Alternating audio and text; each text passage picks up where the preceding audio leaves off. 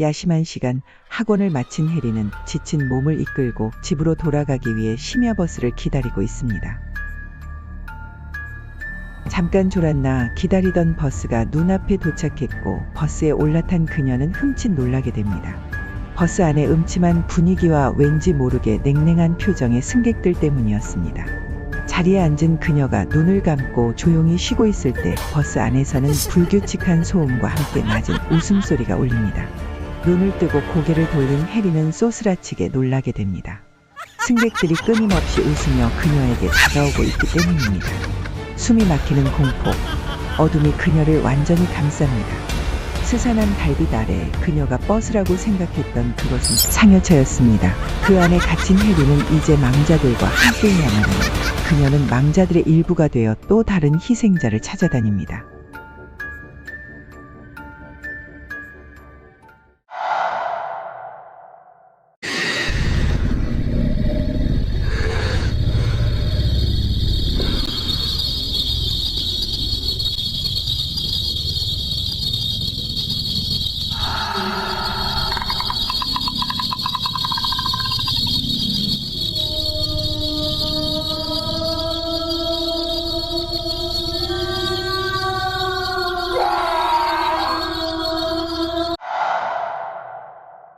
오늘도 터널 안에서 빨간 원피스를 입은 여자를 봤습니다.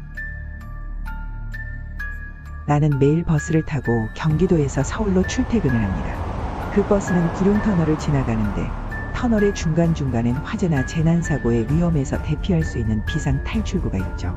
어느 날부터인가 그곳을 지나칠 때마다 빨간 원피스를 입은 여자가 서 있는 것을 보았습니다. 터널에 웬 사람, 잘못 본 거겠지 애써 못 본 척 무시하며 지나왔습니다. 그렇지만 그것도 하루 이틀이지 매일 보이는데 미치고 환장하겠더군요. 눈을 감고 자는 척을 해도 터널에만 들어가면 나도 모르게 눈이 떠지고 그녀를 보게 되는 겁니다. 그리고 어느 날 알게 되었어요. 그 여자가 입고 있는 게 빨간 원피스가 아니라 피에 젖어 붉게 물든 원피스란걸요. 아, 이거 사람이 아니구나. 그런데 오늘은 보이지 않는군요. 그래, 역시 잘못 본 거였어. 세상에 귀신 따위 있을 리가 없잖아. 안도의 한숨을 쉬었습니다. 그러나 내가 미처 몰랐던 게 있었죠. 그녀는 이미 버스 안에 있고 그녀를 알아본 날 이렇게 따라다닐 것이란 걸요. 계속.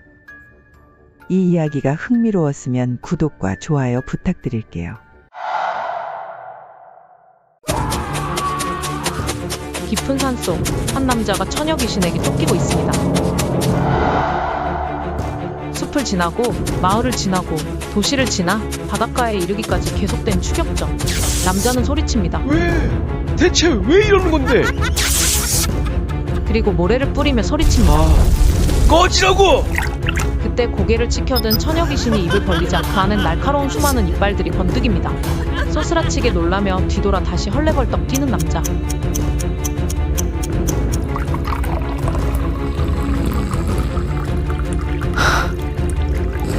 왠지 잡히면 죽을 것 같군요. 해가 저물어 가는 눈 덮인 설산. 이 산엔 며칠 전 여객기 한 대가 추락한 상태입니다. 해진과 부상을 입은 수혁은 이 사고의 생존자로 산을 내려가려 했으나 길을 잃고 헤매는 중입니다. 그들은 벌써 며칠째 아무것도 먹지 못했고 추위와 허기, 상처로 인해 지칠 대로 지친 상태입니다. 수혁이 의미심장한 눈빛으로 혜진을 바라보며 말합니다. 영화에서 보면 이런 상황에선 먼저 죽은 사람을 먹어서 생존하더라고요. 무슨 소리예요? 우린 곧 구조될 거예요. 과연 그럴 수 있을까요? 당연하죠. 어떻게든 살아남을 거예요. 동굴 밖에선 눈보라가 매섭게 몰아치고 있습니다. 마둔산 초입에서 신원불상의 시신 한 구가 발견되었습니다. 경찰은 조난에 의한 사망사고로 보고 탐문 수사를 벌이고 있습니다. 이상한 점은 그의 시신이 상당 부분 훼손되었다는 것인데요. 날카로운 도구로 잘려나간 것으로 보아 짐승의 소행은 아닌 것으로 보고 있습니다.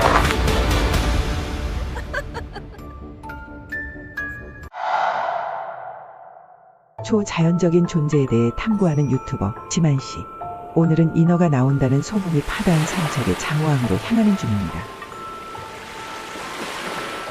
어르신, 여기에 인어가 나오나요? 지만씨의 물음에 그물을 손질하던 어부는 뭐 이런 정신 같은 게 다 있어? 라는 표정으로 그를 바라봅니다.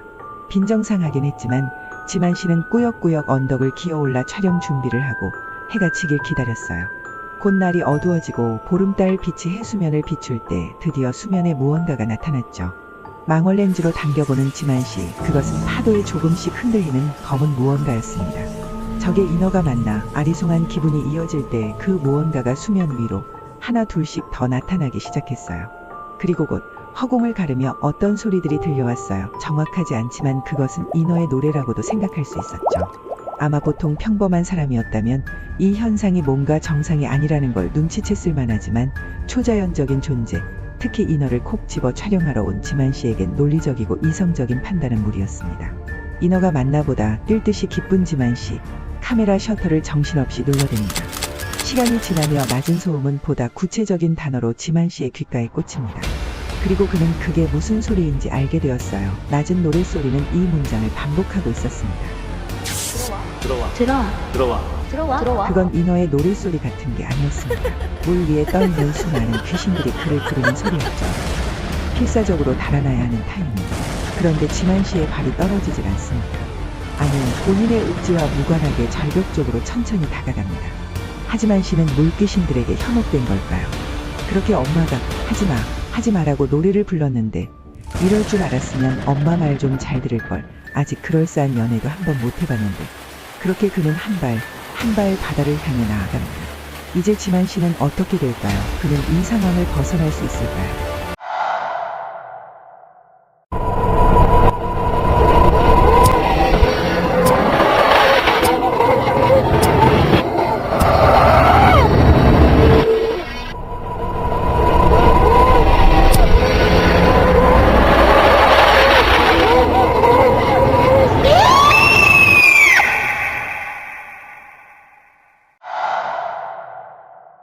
최선을 다해 일하면 돈을 번다는 사람들만큼은 아니어도 금방 파이어족이 될 수 있을 줄 알았는데요. 현실은 시궁창입니다. 오늘도 이 빌어먹을 약은 그래, 네가 죽나 내가 죽나 한번 해보자. 이를 악물고 다시 키보드를 두드립니다. 그런데 응? 이게 무슨 소리지? 언제부턴가 어디에서 물방울 떨어지는 소리가 들립니다. 무시하고 싶었지만 너무도 선명히, 더구나 가까이서 들리는 소음은 집중력을 흩뜨립니다. 이런, 어디서 물 새는 거 아니야? 그리고 나는 곧 알게 되었습니다. 그건 나를 집어 삼키려는 괴물의 침이 떨어지는 소리라는 걸요. 신이 납니다. 나는 기자이고 이놈은 특종이며 나를 부자로 만들어줄 아이템이니까요. 오늘 살아남기만 하면 됩니다. 나이가 들어 노인이 된다는 건 어떤 느낌일까요? 다시 젊음을 되찾을 수 있다면 어떤 대가라도 치를 수 있나요? 오키 씨는 오늘도 거울을 들여다보며 한숨을 쉽니다. 언제 이렇게 주름이 자글자글한 할머니가 되어버린 걸까요? 그러나 이젠 걱정 없습니다. 자신의 모든 자산을 팔아 젊어지는 수술을 받기로 했으니까요. 그렇게 오키 씨는 회충 클리닉에서 상담을 진행합니다. 똑똑하고 도전적인 의사는 그녀에게 아무 걱정 말라며 한숨 자고 일어나면 다시 젊어져 있을 거라 속삭입니다. 얼마간의 시간이 지난 후 정신을 차린 오키 씨. 수술이 벌써 끝난 건가 거울을 들여다보며 화들짝 놀랍니다. 그녀는 다시 태어난 것처럼 아름다운 그때의 모습으로 돌아가 있었으니까요. 그렇게 환호하는 오키 씨의 모습을 의사는 패드로 지켜보고 있습니다. 오키 씨의 늙은 육체는 화장 중이고 그녀의 정신은 서버에 업로드되었습니다. 이제 그녀는 영원히 젊은 모습으로 살게 되었으니 행복하겠죠?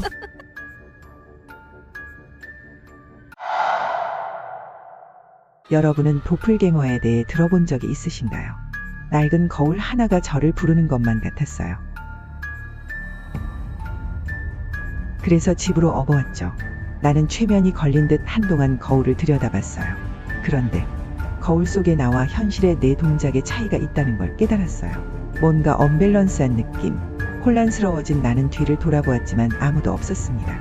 다시 거울을 돌아봤을 때 거울 속에 나는 나를 빤히 쳐다보며 웃고 있었어요.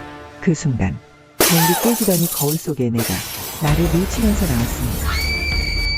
거실 바닥에 넘어진 나는 충격과 공포로 숨을 헐떡이면서 천천히 일어섰습니다. 거울에서 뛰쳐나온 분신은 미소를 지으며 집안을 둘러보기 시작합니다. 좋네, 좋아. 나는 나와 똑같이 생긴 이 도플갱어가 무엇을 원하는지 두려워하며 물어봅니다. 넌 뭐야? 나한테 뭘 원하는 거지? 뻔한 걸 안 뻔하게 물어보지 마. 당연히 네 몸이 필요하단 거 아니겠어? 뭐? 너 거울 속에 봉인된 악귀. 뭐 그런 건가? 거울 속의 존재는 의미심장한 표정으로 미소를 지으며 말합니다. 상상력 참 빈곤하다. 그럴 리가. 너는 나의 일부야? 아니, 정확히 말해 내 의식의 한 부분이지. 그게 무슨 헛소리지? 뭐 잘못 먹었냐? 당황하는 나를 보며 그 존재는 다시 읊조립니다. 이 세계는 현실이 아니야. 진짜 현실은 네가 거울 속이라고 생각하는 그 공간이라고. 이제 너를 내게 돌려줘. 나는 이제 온전한 나로서 살아가고 싶어. 나는 이 헛소리를 더 이상 들어줄 수가 없습니다. 천천히 뒷걸음질 치는 나를 바라보며 그녀가, 아니 내가 말합니다. 이제 소용없어. 내가 내 존재를 의식한 이상 이제 넌 나에게 돌아와야 해. 반항은 무의미해. 점점 의식이 흐려지는 게 느껴집니다. 나는 정말 실체가 없는 존재였던 걸까요? 이렇게 난 그녀의 말처럼 영영 사라지는 걸까요? 그런데 뭐죠? 점점 참을 수 없는 극심한 고통이 몰려옵니다. 뭐야 이거? 대체 뭐가 어떻게 돌아가는 거야? 비구 신재인은 23명의 남녀를 무참히 살해 그 죄의 다중인격 범죄자의 모든 자아를 끌어낸 상태에서 사형을 시키는 최초의 사례입니다. 다른 자아에 숨어 사형당하는 걸 모르는 채로 끝날 수도 있으니까요. 그렇습니다. 나는 연쇄살인범의 여러 자아들 중 하나였고 연쇄살인범인 모체가 이제 사형당하기 직전인 겁니다. 나는 아니라고, 나는 잘못한 게 없다고 소리 질러봅니다. 이 이야기는 어떻게 마무리될까요? 나는 과연 누구일까요? 여러분의 자유로운 댓글을 기다립니다. 이 이야기가 흥미로웠으면 구독과 좋아요 부탁드릴게요. 저는 더 오싹한 이야기로 돌아오겠습니다.